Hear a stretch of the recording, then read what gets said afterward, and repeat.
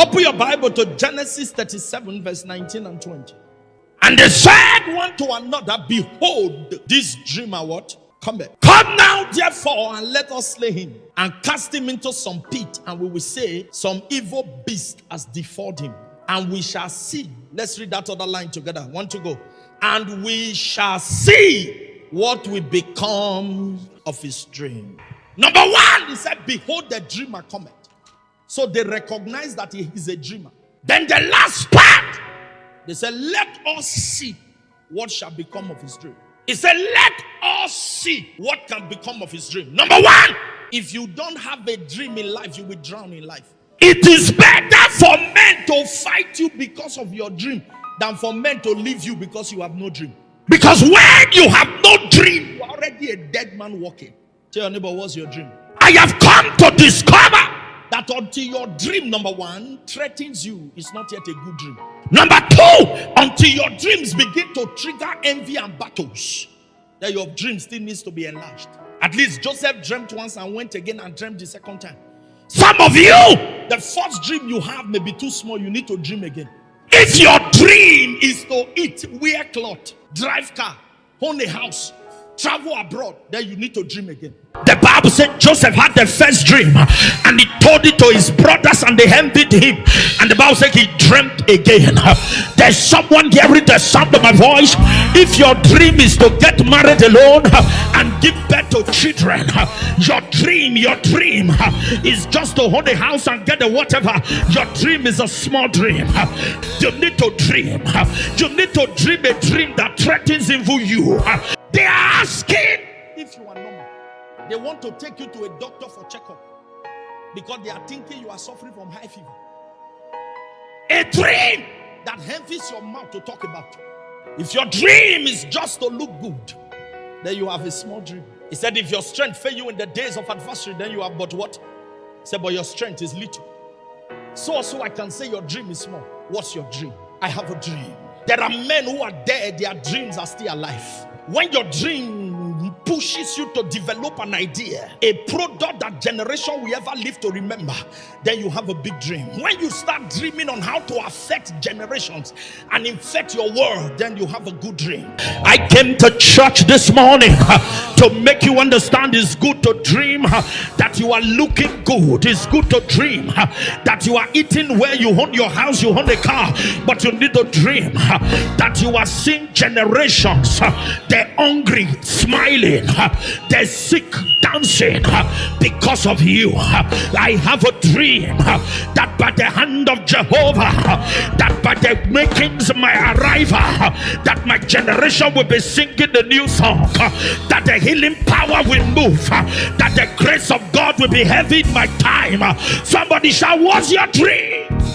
The first thing I want you to know is your dream will trigger battles. What will a sitting king be looking for in the baby in the manger? It's not the child as it were. It's not the manger as it were. It's the child's dream. The king understood that this one carries a deliverance of a generation. It carries the redemption of a people whom Satan had held in captivity for a long time. When you see men going through unnecessary battles, the first thing to go and diagnose is who is the person. Because ordinary people don't go through what we are going through. I often say to people, there are some people who are born because of others. Jesus was not born for himself, he was born for people. Until you realize what you came to this world to do, you may be terminated without knowing. I told them in first service that until you learn to conquer self, you cannot even win by yourself, for yourself. Every one of you must understand that some battles are not just because of you. It's because they know if God help you, your family will not cry. Because they know that the poor will not cry because of you. Bible says when Dorcas died, the widows cried. Tabitha died, the widows cried.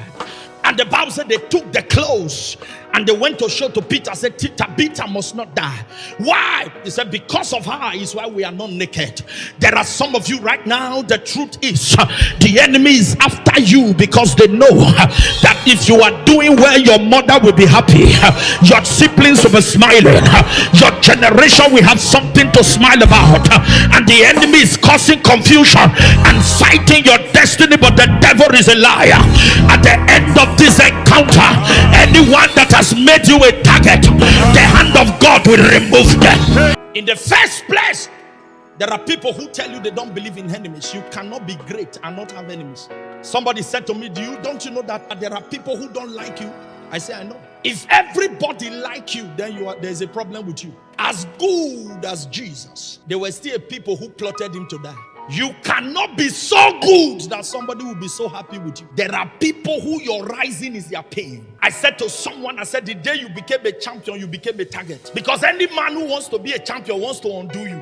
As it is in the competitive world, so it is in the spiritual world. So every one of you must have this consciousness. You know what God said? He said to his son, he said, sit on my right hand until I make thy enemies thy what? Thy footstool. The Lord said to my Lord, sit on my right hand until I make thy enemies thy footstool. That means there are enemies that God will still put under the footstool. So stop living a life with a lack of understanding. I'm not saying live with the consciousness of enemies, but understand that you can't be victorious without being a target from someone. Not everybody who see your face are happy. Some wish that you are crying. Joseph met with the father in goodwill. He went to give his brothers food in the field, and while he was coming from afar, there are many things that happen to you that you are not aware of. The young man think he was carrying food for his brothers, beloved, but little did he know that the brothers were planning his death. They said, behold, the dreamer cometh, and they were thinking of what to do to his life, and they brought him. But there's something you must understand. You can derobe a man with a vision, a man with dreams, a man of God, but you can't kill him. The well will be dry because it's not his time to die. Am I talking to somebody here? The Bible said they shall surely gather, but if it is not by me, it said they shall scatter. There is something you must understand. When the dream is from God, then your enemy's betrayer becomes your transportation. Your enemy's betrayer becomes your promotion. I speak over someone here today. You will not die according to your enemy's plans.